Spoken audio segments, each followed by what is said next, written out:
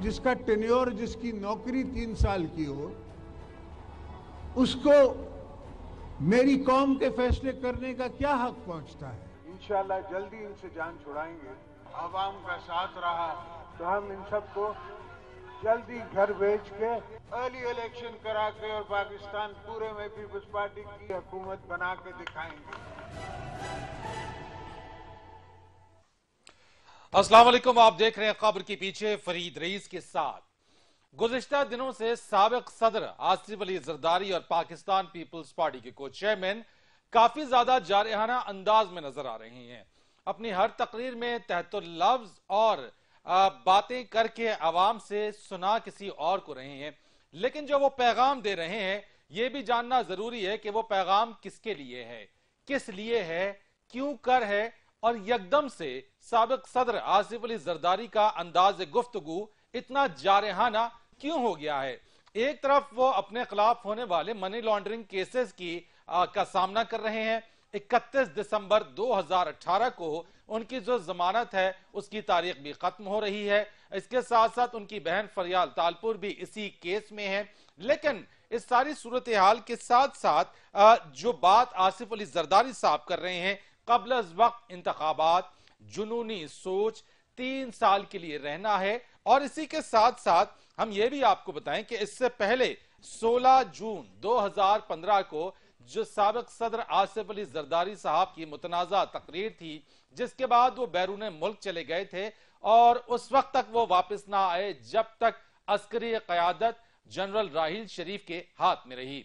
इस सारी सूरत हाल को देखते हुए ये कहना कि कबल अज़ वक्त इंतखाबात की बात क्यों की जा रही है, किस तरह से पाकिस्तान पीपल्स पार्टी मुल्क भर के अंदर जो कह रहे हैं आसिफ अली जरदारी साहब के हुकूमत बनाकर दिखाएंगे, मुस्लिम लीग नून क्यों कर ये कह रही है कि मौजूदा जो हुकूमत है वो मुल्क चलाने के अहल नहीं है, इदारों को कमजोर किसने किया और कौन कर रहा है। ये वो तमाम बातें हैं जो इस वक्त गर्दिश में है। सवाल भी हैं, बहुत सारी कंफ्यूजन्स भी हैं, लेकिन बहुत सारी बातें यह भी हैं कि चूंकि आसिफ अली जरदारी साहब अपने खिलाफ केसेस का सामना कर रहे हैं, जिसके बिना पर ये तमाम बातें, ये जारहाना अंदाज उनका सामने आ रहा है। इससे पहले कि अपने मेहमान से मैं तारुफ कराऊं, एक और अहम बात जो आज यहां पे मैं जरूर करूंगा कि एक काबिल मजम्मत अमल जो आज हुआ पार्लियामान के अहाते में, समा टीवी के कैमरामैन वाजिद अली को तशद्दुद का निशाना बनाया गया साबिक वजीर आजम मियां नवाज शरीफ साहब के गार्ड की जानिब से। इस सारी सूरत हाल के ऊपर मुस्लिम लीग नून की तर्जुमान मरियम औरंगजेब की जानिब से न सिर्फ इस वाक़े की तहकीकात बल्कि जिम्मेदार को सख्त से सख्त सजा देने की बात की गई, इस पर मजम्मत की गई। मियां नवाज शरीफ साहब की जानिब से भी फिर स्टेटमेंट सामने आया। और ऐसी सूरत हाल के अंदर जो अमल जो देखा जा सकता है टीवी स्क्रीन के ऊपर, किसी भी तौर पर इंसानी रवैये के ये बिल्कुल मनफी रवैया जो इख्तियार किया गया, इस तरह का अमल काबिल मजम्मत है। मीडिया पर्सन या मीडिया अपनी जिम्मेदारियां, सहाफती जिम्मेदारियां किन मुश्किलात और नामसाइद हालात में अदा कर रहा होता है, ये मीडिया वर्कर्स से, सहाफी से ज्यादा बेहतर कोई नहीं जान सकता है।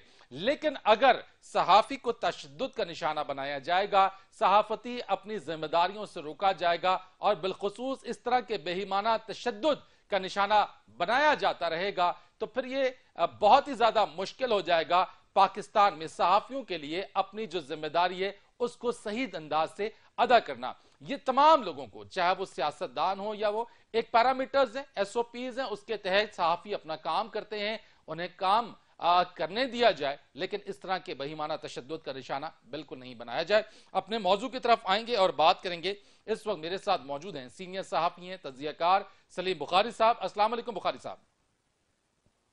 जी वालेकुम अस्सलाम। बहुत शुक्रिया आपका सलीम बुखारी साहब।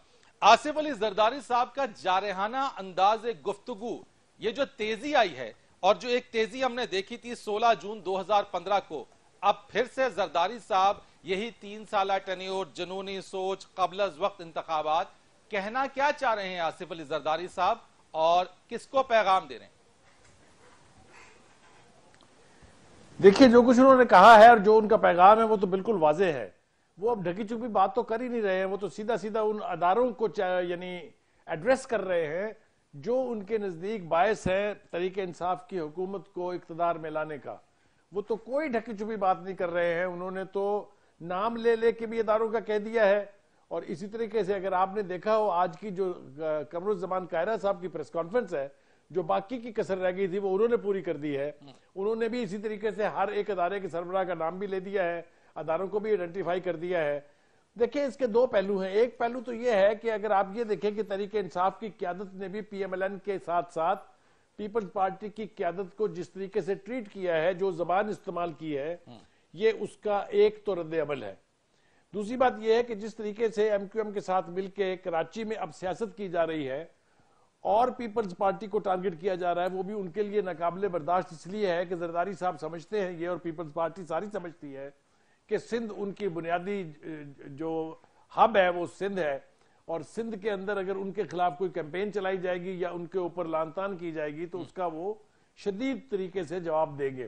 زرداری صاحب کی گفتگو میں 3-4 پہلو جو ہیں وہ بہت اہم ہیں. ایک تو آپ دیکھ رہے ہیں کہ جیسچرز دیے جا رہے ہیں پاکستان مسلم لیگ نواز کو. آج بھی جو ملاقات ہوئی اسمبلی کے اندر شہباز شریف صاحب سے، جس وامت کا مظاہرہ وہاں کیا گیا، جس گرمجوشی کا مظاہرہ کیا گیا، اس سے بھی پتہ چلتا ہے. اس سے پہلے ایک صحافی کے سوال کے جواب میں زرداری صاحب نے کہا کہ ہاں ملاقات نواز شریف صاحب سے بھی 1 ہفتے کے اندر ہو سکتی ہے.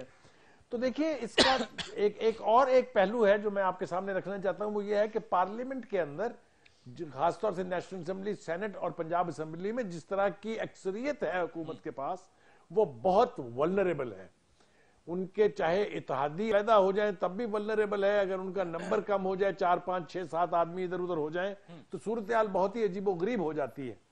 تو میں سمجھتا ہوں کہ پاکستان مسلم لیگ نون اور پیپلز پارٹی دونوں یہ سمجھتے ہیں کہ پارلیمنٹ کے اندر چونکہ ان کی بہت سٹرونگ پوزیشن ہے، اس لیے وہ حکومت کے کسی بھی قسم کی ایکشن کا یا کسی قسم کی ٹارگیٹڈ احتساب کا جواب جو ہے بخاری صاحب 16 جون دے سکتے ہیں. 2015 کی تقریر آپ کو یاد ہوگی، سبھی کو یاد ہوگی، جو آصف علی زرداری صاحب نے جو بات کہی تھی. میں ان الفاظ کو پھر نہیں دہراؤں گا، وہ سب کے سامنے اور سب کو یاد بھی ہے. اس کے بعد ہم نے دیکھا کہ جب تک عسکری قیادت جنرل راحیل شریف صاحب کے ہاتھ میں رہی، اس وقت تک آصف علی زرداری صاحب ملک میں نہیں آئے.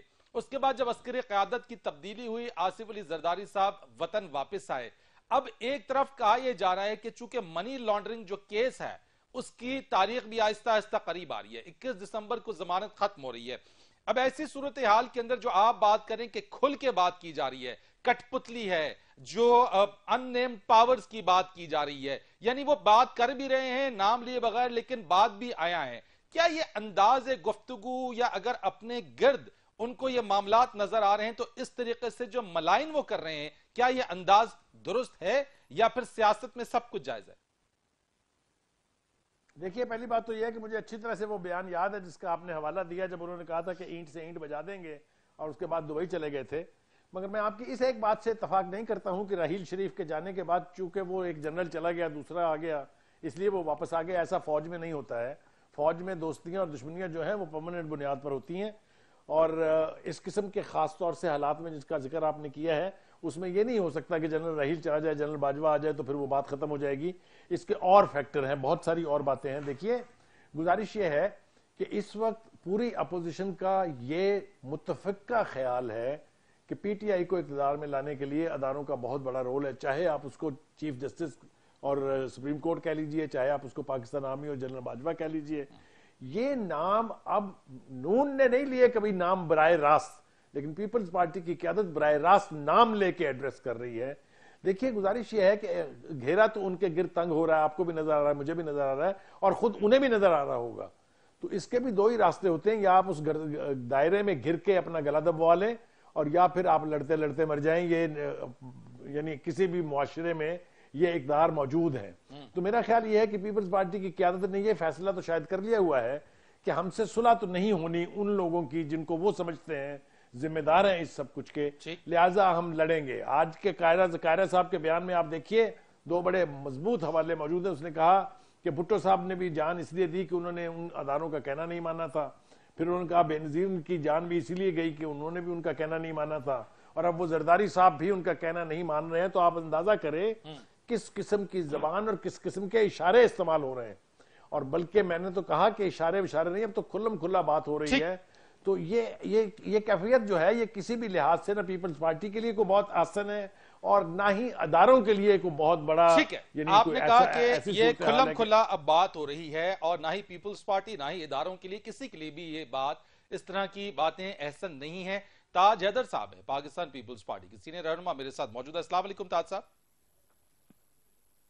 ہیلو، السلام علیکم جناب. وعلیکم السلام. تاج حیدر صاحب، آصف علی زرداری صاحب کے جو سٹیٹمنٹس ہیں اس کے اوپر ہم جاننا چاہتے ہیں کہ کس طریقے سے مڈ ٹرم انتخابات کیسے ممکن ہیں اور کس طریقے سے پاکستان پیپلز پارٹی اب موجودہ صورتحال کے اندر ان کا سامنا کرنے کے لیے اٹھ کھڑی ہوئی ہے. دیکھیے، ہم نے ہمیشہ ہماری کوشش رہی ہے جمہوریت کے استحکام کی، اور اس کی جو بنیاد ایک ہم نے ہمیشہ بنائی ہے وہ یہ ہے کہ اسمبلیاں اپنی مدت پوری کریں. اچھا، اب اگر اس میں بجائے اس کے کہ ہم کہیں کہ اسمبلیاں مدت پوری کریں، اور اگر اس کے بجائے اگر یہ کہا جا رہا ہے کہ ہم ہٹیں اور ان کو ہٹائیں وہاں سے، تو پھر ظاہر ہے کہ اس سے آپ حالات کی سنگینی کا اندازہ کر سکتے ہیں. جس طریقے سے یہ حکومت ہوئی ہے، جس طریقے سے یہ لائے گئے ہیں اور جو پالیسیاں ان کی ہیں، وہ ملک کو اس درجے تک لے جا رہی ہے کہ جہاں پوری معیشت تباہ ہو چکی ہے. یعنی پیپلز پارٹی یہ سمجھتی ہے کہ اب موجودہ صورتحال کے اندر مڈ ٹرم انتخابات ناگزیر ہیں؟ میرے خیال سے یہ تو قیادت فیصلہ کرے گی، لیکن شاید عمران خان بھی یہی سمجھتا. میں تو صرف سیدھا ایک غریب سا آدمی ہوں. میں یہ سمجھتا ہوں کہ یہ جو کچھ بھی ہو رہا ہے یہ اللہ کا قہر ہمارے اوپر عمران خان صاحب کی شکل میں نازل ہوا ہے. تاج حیدر صاحب، پھر یہ اگر پارٹی یہ فیصلہ کرتی ہے کہ مڈ ٹرم انتخابات میں پاکستان پیپلز پارٹی سمجھتی ہے کہ بالکل ہونے چاہیے، تو کیا مسلم لیگ نون کے ساتھ مل کر کوئی حکمت عملی اب بنائی جائے گی اور زرداری صاحب میاں نواز شریف صاحب سے آنے والے دنوں میں ہمیں ملاقات کرتے ہوئے بھی نظر آ رہے ہیں؟ دیکھیے، یہ انتخابات جیتنا ہارنا مسئلہ نہیں ہے. معاملہ یہ ہے، جیسا کہ ہم نے اپنے مینیفیسٹو میں لکھا ہے، ملک کی معیشت کے باب میں ہماری کچھ تجاویز ہیں کہ معیشت کو اس طریقے سے ٹھیک کیا جا سکتا ہے. لیکن ان کے بعد بھی ہم نے جو سب سے بڑی تجویز دی ہے وہ یہ کہ تمام جماعتیں پارلیمنٹ میں جو بھی ہوں ان کی ایک مشترکہ کمیٹی ہونی چاہیے اور سب مل جل کے جو ایک معاشی پروگرام ہے اس کو تشکیل دیں. تو ہم تو یہ اس کرائسس میں ظاہر بات ہے کہ سب کو ساتھ لے کے چلنا چاہتے ہیں. ہمارا وہ مسئلہ نہیں ہے کہ جی ہم ہی سب کچھ جانتے ہیں اور باقی سب بیوقوف ہیں یا بے ایمان ہیں یا چور ہیں. ہم سب کو ساتھ لے کے ملک کو اس معاشی جو خطرناک دلدل ہے اس سے نکالنا چاہ رہے ہیں. ٹھیک ہے، بہت شکریہ آپ کا تاج حیدر صاحب. سلیم بخاری صاحب، تاج صاحب کی آپ نے بھی گفتگو سنی. ایک اور بات جو سامنے آ رہی ہے وہ اداروں کے حوالے سے ہے. بہت باتیں ہوئی ہیں. میں آج اس وقت موجود رہتے ہوئے آپ سے پوچھنا چاہتا ہوں، جس طرح سے زرداری صاحب نے بھی اس کی بات کی، یہ اداروں کو کون کمزور کس نے کیا اور کون کر رہا ہے؟ دیکھیے، میرے خیال سے اس میں بہت زیادہ کنٹریبیوشن تو ان تمام سیاسی جماعتوں کا ہے جنہوں نے نعرے بازی کر کے اور نعرے بازی کے لیے ایک دوسرے کے اوپر پوائنٹ سکورنگ کے لیے اداروں کو استعمال کیا. پہلے تو زبانی طور پر گفتگو میں، اور پھر بہت ساری مثالیں ہمارے ہاں اگر آپ مڑ کے پیچھے کی طرف دیکھیں تو آپ کو ایسے ملیں گی جہاں اداروں کا رول جو ہے وہ بھی ہائیلی کوسچنیبل رہا ہے. اگر ایسا نہیں ہوتا تو پھر اس ملک کی آدھی عمر جو ہے وہ مارشل لاؤ کے نظر نہیں ہوتی. تو اداروں کو گھسیٹ کے بیچ میں لانا میرے خیال سے سیاست کا سب سے بڑی غلطی ہے. یہ نہیں کرنی چاہیے. ادارے تو قومی ادارے ہیں، ان کو ان کے رول کے مطابق، ان کے مینڈیٹ کے مطابق کام کرنے دینا چاہیے اور اپنی مرضی سے اپنے پوائنٹ سکورنگ کے لیے ان کے نام استعمال نہیں کرنے چاہیے. لیکن تاج حیدر صاحب نے جو ایک بات کہی اس کی طرف شاید آپ کی توجہ نہیں گئی ہے، وہ یہ ہے کہ مڈ ٹرم الیکشن کی بات جو ہے وہ سب سے پہلے عمران خان صاحب نے کی تھی. اگر آپ کو یاد ہو وہ جو ایک گروپ تھا اینکرز کا جو انٹرویو ہوا تھا، اور وہ بھی آؤٹ آف کانٹیکسٹ تھے بالکل. Nobody was anticipating, nobody was expecting کہ وہ ایک پرائم منسٹر جس کو ابھی اقتدار میں آئے 100 دن ہوئے ہیں وہ بیٹھ کے نئے الیکشن کی یا ارلی الیکشن کی بات کرے گا، چاہے ریزن کچھ بھی رہی ہو. اس کی زبان سے نکلنے کے بعد، ان کی زبان سے نکلنے کے بعد پھر سے اس معاملے نے جو ہے وہ تھوڑی سی طول پکڑ لیا اور لوگ ادھر ادھر باتیں کر رہے ہیں. تو وہ بھی غیر ذمہ دارانہ بیان تھا اور زرداری صاحب کا بیان بھی غیر ذمہ دارانہ ہے. میرے خیال سے ملک جو ہے متحمل نہیں ہو سکتا کہ ہر 100 دن کے بعد یا 150 دن کے بعد انتخابات نئے کرائے جائیں. صورتحال یہ ہے کہ اگر جمہوریت نے پنپنا ہے اگر جمہوریت نے روٹس پکڑنے ہیں تو میرے خیال سے سیاسی جماعتوں کو بیٹھ کے آپس میں مل کے قیادتوں کو چاہیے کہ کوئی ایسا لائحہ عمل طے کر لیں جس سے جمہوریت کی بساط بھی نہ الٹی جائے اور جمہوریت کے نام کو گالی بھی نہ دی جائے. اگر ایسا نہ کیا گیا تو میں آپ کو وثوق سے کہہ سکتا ہوں کہ بہت نقصان ہوگا. پاکستان پہلے ہی بہت سے نقصان اٹھا چکا ہے اور اب ہم متحمل نہیں ہو سکتے اس قسم کے. آپ کو کیا نظر آتا ہے بغائی صاحب؟ میں ویری شارٹ آپ سے پوچھنا چاہتا ہوں, آپ کیا فورسی کر رہے ہیں؟ زرداری صاحب کے سٹیٹمنٹس, مسلم لیگ نون کی دوبارہ سے ری آرگنائزیشن, یہ کہنا کہ موجودہ حکومت ملک چلانے کی اہل نہیں, اور مڈ ٹرم کی باتیں اور یہ تمام چیزیں, آپ کا انالیسس, آپ کی بات, آپ کیا دیکھ رہے ہیں آئندہ آنے والے دنوں میں؟ کیا واقعی مڈ ٹرم کی طرف ملک جا رہا ہے؟ Very short answer. ایک راستہ ہو سکتا تھا کہ اگر حکومت جو ہے وہ اپنا فوکس 5 سال کی طرح رونے پیٹنا پچھلی حکومتوں کا کرنے کی بجائے اگر اپنے کام سے لگ جاتے اور کچھ ڈیلیور کر دیتے تو میرے خیال سے جتنا مرضی اپوزیشن شور مچائے جاتی, کچھ نہیں ہونا تھا. دوسری بات یہ ہے کہ جو غریب آدمی جس کا نعرہ لے کے یہ آئے تھے کہ ہم غریب آدمی کو ریلیف دیں گے, اگر اس کو کچھ ریلیف ہی دے دیا ہوتا تو پھر بھی ان کے روٹ جو ہیں وہ بہت سٹرونگ ہو جاتے. میں سمجھتا ہوں کہ اگر ابھی بھی پی ٹی آئی کی قیادت نے فوکس شفٹ کر کے ڈیولپمنٹ کی طرف, غریب آدمی کو ریلیف دینے کی طرف نہ کیا اور اس ریٹرک کا حصہ بنتے رہے کہ ادھر سے بھی نعرہ بازی ہوگی ادھر سے بھی نعرہ بازی ہوگی, تو پھر اللہ خیر کرے. میں بس صرف دعا ہی کر سکتا ہوں.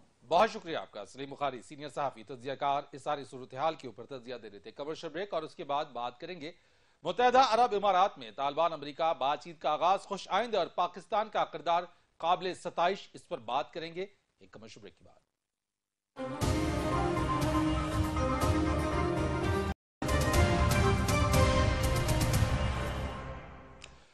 متحدہ عرب امارات میں امریکہ طالبان مذاکرات کا آغاز اور جو پاکستان کا کردار رہا, اس سے پہلے امریکہ بارہا یہ کہتا رہا کہ پاکستان اپنا کردار ادا کرے افغانستان میں امن کے حوالے سے, اور امریکی اور اتحادیوں کی افغانستان سے مرحلہ وار انخلا.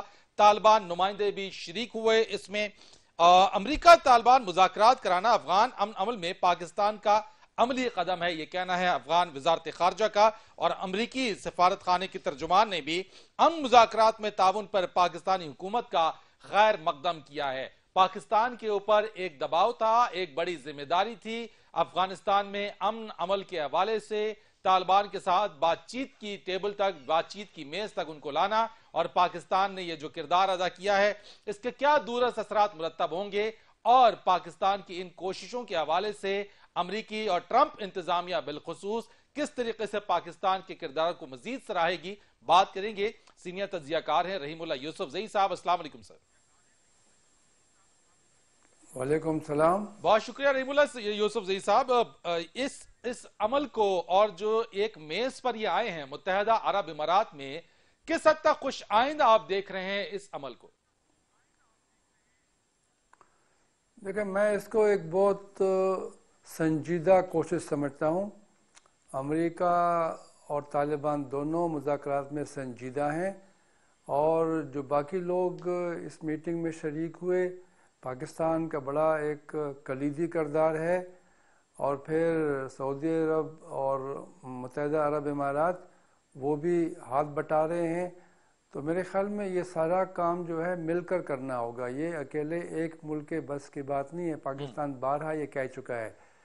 آپ دیکھیں کہ قطر میں 3 دور ہوئے مذاکرات کے, جولائی, اکتوبر اور نومبر میں.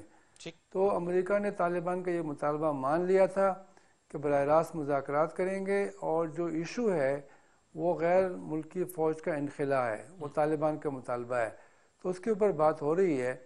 ابھی یہ ابو ظہبی میں UAE میں جو اجلاس ہوا, تو یہ میرے خیال میں ایک پیش رفت ہے. اور لیکن آپ نہیں سمجھتے رحیم اللہ یوسف زئی صاحب کہ ٹیبل تک آ گئے, میز پر آ گئے, لیکن کامیابی ضرور ہے, لیکن اس میں یقیناً کچھ مطالبات امریکہ کے بھی ہوں گے, کچھ مطالبات طالبان کی جانب سے بھی ہوں گے. اب یہ جو فلیکسیبلٹی ہے کس حد تک کس کو دکھانی ہوگی, یہ اس پر انحصار بات چیت کا نہیں کرتا؟ دیکھیں, فلیکسیبلٹی جو ہے, جو لچک ہے, وہ تو امریکہ نے دکھائی ہے اور طالبان نے بھی دکھائی ہے. یعنی آپ دیکھیں کہ امریکہ کا اس بات کو ماننا کہ وہ طالبان سے براہ راست مذاکرات کرے گا, یہ ایک لچک ہے. اور طالبان کا پھر یہ جو اقدام ہے کہ وہ کہتے ہیں کہ ٹھیک ہے اس میں اور ملکوں کو بھی شامل کریں بات چیت میں، تو یہ بھی ایک لچک ہے۔ لیکن دیکھیں اصل امریکی مطالبہ یہ ہے کہ طالبان افغانستان کی حکومت سے مذاکرات کریں۔ طالبان اس بات کو نہیں مان رہے۔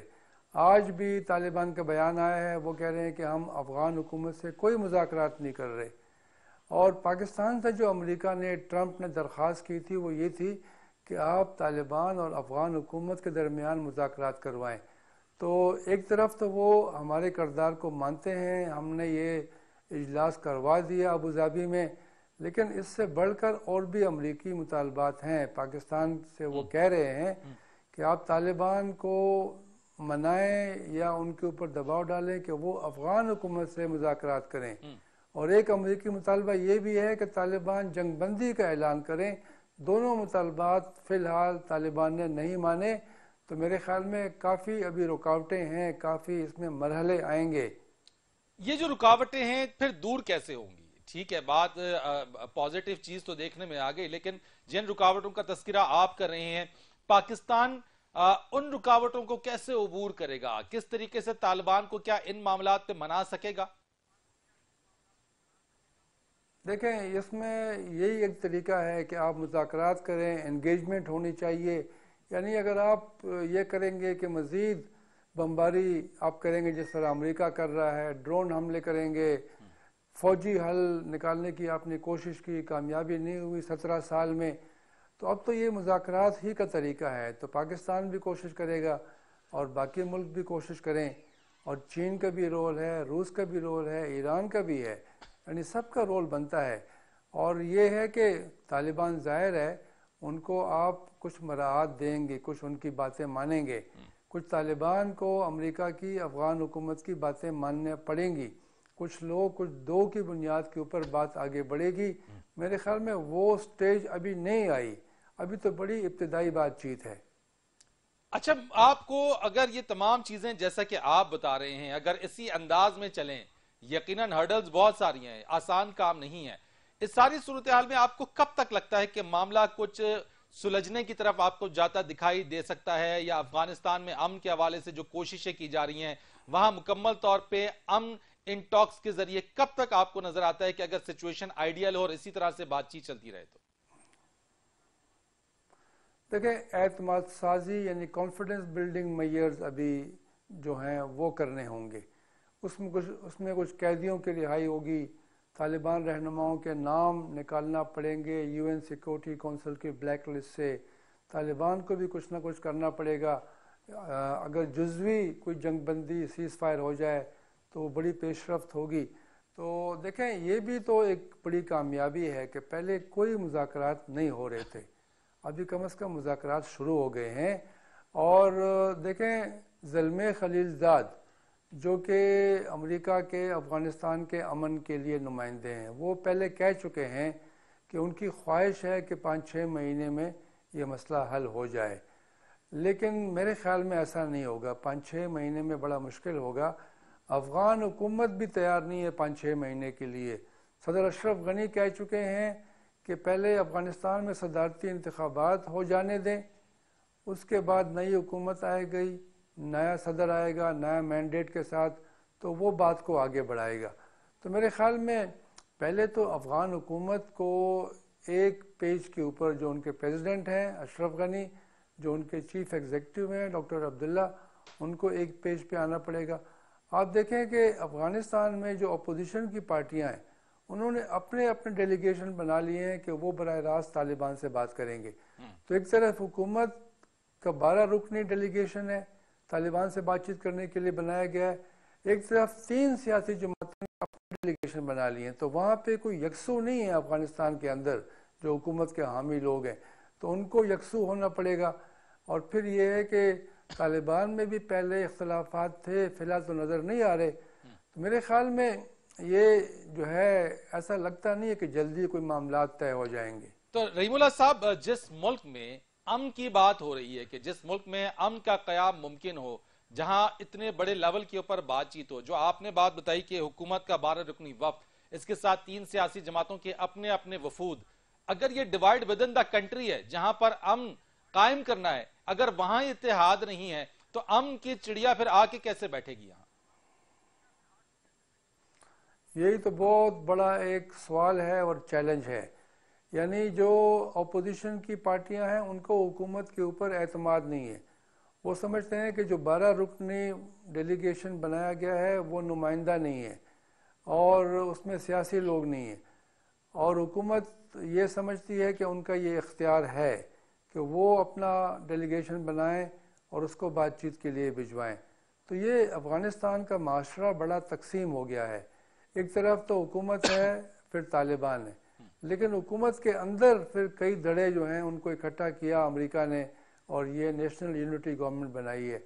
تو یہ اس لیے میں کہہ رہا ہوں نا کہ یہ ایسا کوئی آسان کام نہیں ہے، بڑا پرانا پیچیدہ مسئلہ ہے، تقسیم در تقسیم ہے. رحیم اللہ صاحب، ویری لاسٹ کوشچن، آخری سوال آپ سے کہ مجھے یہ بتا دیجئے کہ چائنا، رشیا، کویت، ان کا کردار کتنا اہم ہے اور آپ ان کے کردار کو کیسا دیکھ رہے ہیں؟ کیا یہ ایکٹیو ہیں اور وہ رول پلے کر رہے ہیں جو انہیں پلے کرنا چاہیے؟ بالکل. دیکھیں، چین نے بڑی کوشش کی ہے، افغانستان کی حکومت اور طالبان دونوں سے ان کے رابطے ہیں. پھر چین کی کوشش ہے کہ پاکستان اور افغانستان کے تعلقات بہتر ہو جائیں تاکہ دونوں مل کر امن کے لیے کام کریں. روس نے 3-4 کانفرنسیں افغانستان کے حوالے سے کی ہیں. ایک بار آخری بار طالبان کو بھی بلایا اور وہاں پہ 12 ملکوں کی نمائندگی تھی. تو روس کی بھی کوشش ہو رہی ہے، پاکستان بھرپور کوشش کر رہا ہے. یہ ہمسایہ ممالک جو ہیں ان کی دلچسپی زیادہ ہے افغانستان میں امن لانے کے لیے، اس لیے کہ یہ ہمسایہ ممالک متاثر ہوتے ہیں. یہاں پر افغان مہاجر بن کے آتے ہیں، پھر وہاں پہ منشیات ہیں، وہاں پہ اسلحہ ہے، وہاں پہ داعش ہے. تو ان کا انٹرسٹ زیادہ ہے، پاکستان کا، ایران کا، چین کا، روس کا. امریکہ تو بہت دور بیٹھا ہوا ہے، لیکن چونکہ امریکہ سپر پاور ہے اس لیے اس کی مرضی بھی چلتی ہے، اس کے بغیر بھی یہ مسئلہ حل نہیں ہوگا. بہت شکریہ آپ کا رحیم اللہ یوسف زئی صاحب، سینئر تجزیہ کار. افغانستان میں امن عمل کے حوالے سے جو بات چیت کا آغاز ہوا ہے، خوش آئند بات، لیکن ابھی اور بہت سے امتحان ہیں جو باقی ہیں افغانستان میں امن لانے کے حوالے سے. ایک بریک لیں گے اور بریک کے بعد آئیں گے تو بات کریں گے پولینڈ کے شہر کیٹووس میں ہونے والی COP24 کلائمیٹ چینج، موسمیاتی تبدیلی کے حوالے سے کانفرنس ہوئی. 2 ہفتے تک جاری رہنے والی اس کانفرنس میں دنیا کے تمام ممالک جو اس میں شرکت کرتے ہیں، دنیا بچانے کے لیے کن اقدامات پر پیش رفت ہوئی اور کیا کچھ سوچ بچار کی گئی کہ اس دنیا کو موسمیاتی تبدیلی سے کیسے بچایا جائے. بات کریں گے کمرشل بریک کے بعد.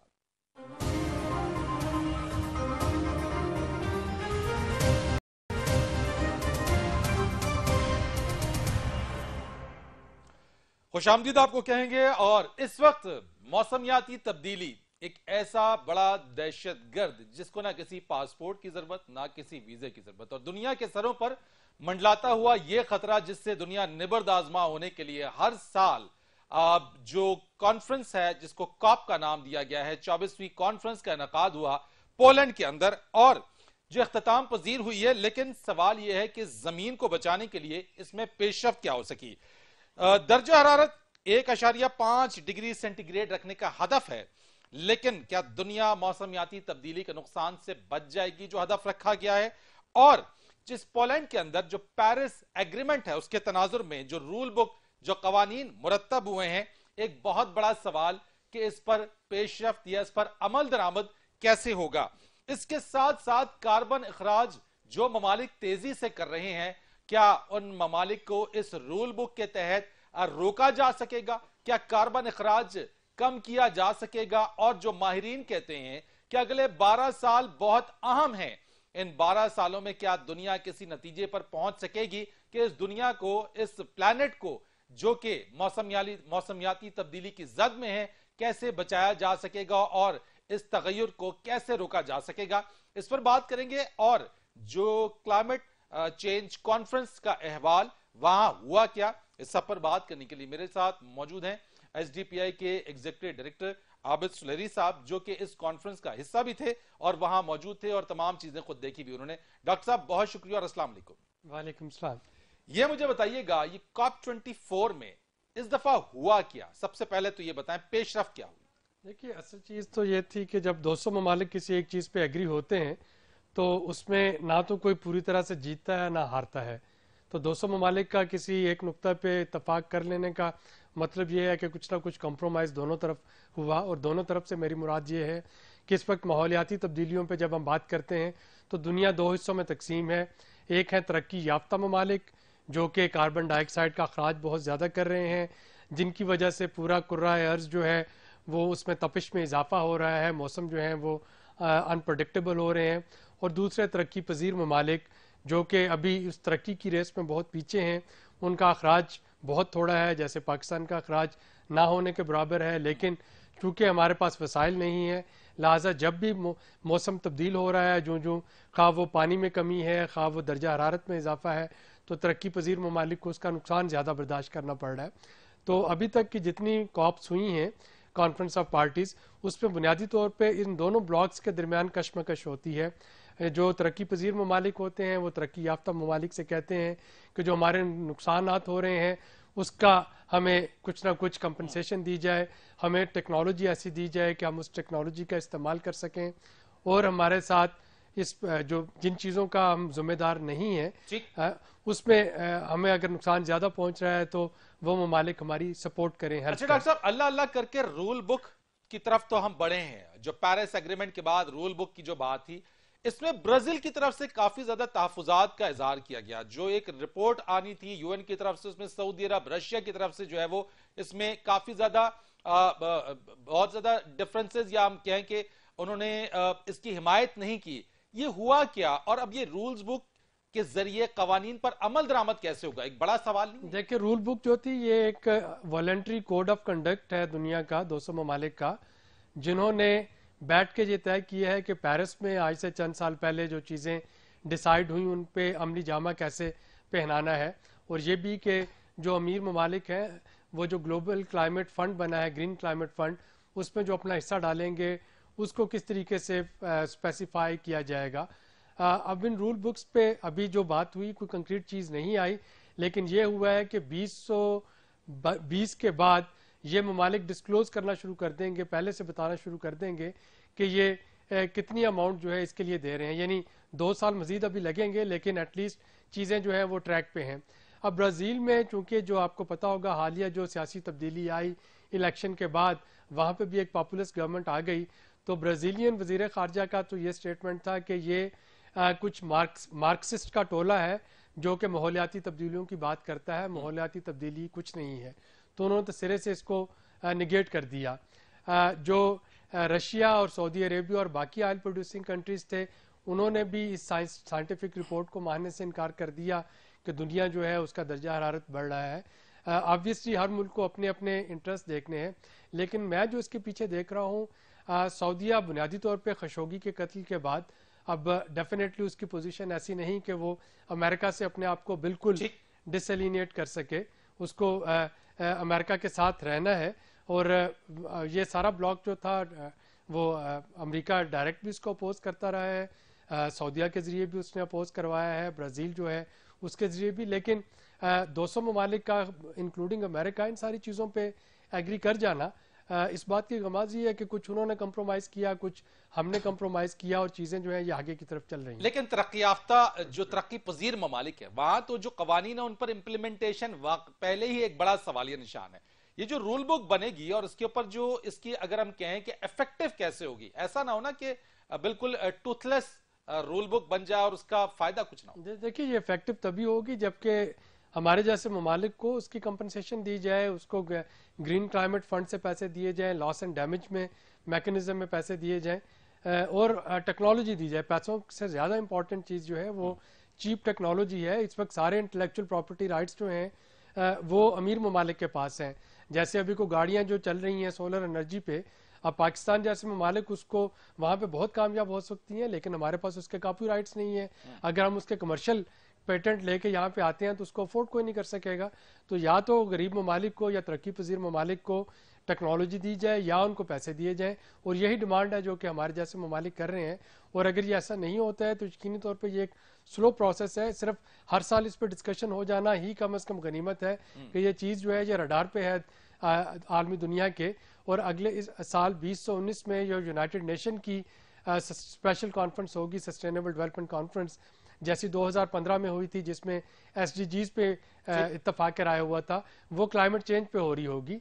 तो यकीनन वहां पे भी इस चीज पे ज्यादा से डिस्कशन इस पे होगी। डॉक्टर साहब, मेरा एक सवाल है आपसे कि इस चीज के ऊपर जो तरक्की याफ्ता ममालिक हैं, टेक्नोलॉजी भी दे देते हैं, वो पैसे भी अगर देते हैं, लेकिन उनकी वजह से जो कार्बन अखराज, जो कार्बन एमिशंस हैं, उसको रोकने के लिए वो कैसे रोका जाएगा? क्या वो कम करने को तैयार हैं, या सिर्फ जो नुकसान उन्होंने किया उसका पैसा और टेक्नोलॉजी दे देंगे? अभी तक ऐसे तो नहीं सही नहीं, अभी तक वो कम नहीं कर पाएंगे, क्योंकि ये एक ऐसी चीज है जो कोई भी पॉलिटिशियन नहीं बेच सकता।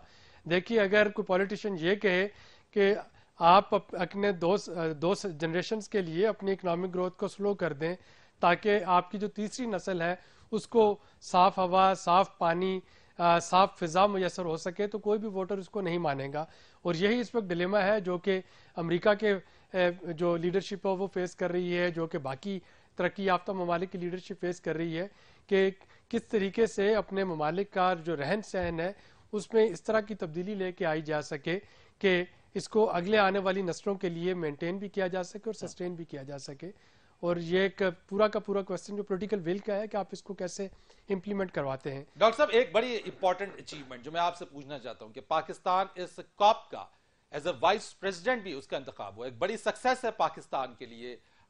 इसको किस तरीके से देख रहे हैं? ये एक बहुत बड़ी सक्सेस है। पाकिस्तान अभी तक ना 3 में था ना 13 में था, ना तो हम बहुत ज्यादा पोल्यूटिंग कंट्रीज में हमारा शुमार होता है खुशकिस्मती से कि हमें कहा जाता है कि आप अपने एमिशन को कम करें, ना हमारे पास इतने पैसे हैं कि हम फाइनेंसिंग मैकेनिज्म पे जाके बैठ सकते, निगोशिएशन कर सकते, और अल्लाह का शुक्र है कि हम उस तरीके से वल्नरेबल भी नहीं है जिस तरीके से मालदीव वल्नरेबल है या बांग्लादेश वल्नरेबल है। तो हर लिहाज से हम उसमें एक्सक्लूडेड और मार्जिनलाइज थे। मलिक अमीन असलम जो कि मौजूदा एडवाइज़र हैं प्राइम मिनिस्टर के क्लाइमेट चेंज पे, उनकी ज़ाती खदमात बहुत ज़्यादा हैं क्लाइमेट चेंज के हवाले से। पहले भी वो जनरल मुशर्रफ की काबीना में भी रहे हैं, माहौलियात के मिनिस्टर, और IUCN के ग्लोबल वाइस प्रेसिडेंट भी हैं। उन्होंने इतना डायनेमिक रोल प्ले किया कि पाकिस्तान को इलेक्ट कर लिया गया है। अगली जो COP 2019 में चिले में होने जा रही है जनूबी अमेरिका में, तो वो जो COP के प्रेसिडेंट हैं उसके साथ चंद वाइस प्रेसिडेंट मुंतखब किए जाते हैं जो कि निगोशिएशन को फैसिलिटेट करते हैं, मुज़ाकरात को। तो पाकिस्तान किसी एक स्ट्रैंड को फैसिलिटेट कर रहा होगा, तो मलिक अमीन असलम अगला पूरा साल इस पूरी जो 200 ममालिक की मेंबरशिप की जो ऑर्गेनाइजेशन है इसमें किसी एक नुक्ते को फैसिलिटेट कर रहे होंगे, इस पे अपना कंसेंसस लेके आने की कोशिश कर रहे होंगे। तो ये पाकिस्तान की डिप्लोमेटिक पोजीशन बहुत इंपॉर्टेंट कर देगा। लेकिन उसके साथ साथ फिर पाकिस्तान को ये भी देखना है कि 2019 में हम कोई ऐसी बात ना करें पाकिस्तान के अंदर, खा वो कोल बेस्ड एनर्जी है या कोई और चीज है, जो कि पाकिस्तान की इस वाइस प्रेसिडेंसी को सवालिया निशान उठा दे। यानी अब हमें रोल मॉडल बनना होगा माहौलियाती तब्दीलियों में। पाकिस्तान किस तरीके से हमें करना क्या होगा इनफरादी तौर पे? हुकूमती सतह पर तो है, लेकिन मैं डॉक्टर साहब लास्ट क्वेश्चन के इनफरादी सतह पर इस मौसमियाती तब्दीली से मुकाबला करने के लिए हर शख्स को अपना क्या? ये देखिए, मौसमियाती तब्दीली पानी है और ये दर्जा हरारत है, तो हमें पानी को बचाना है, पानी का ऑप्टिमम यूज करना है और हर वो कोशिश करनी है जो कि जमीन की तपश को कम कर सके।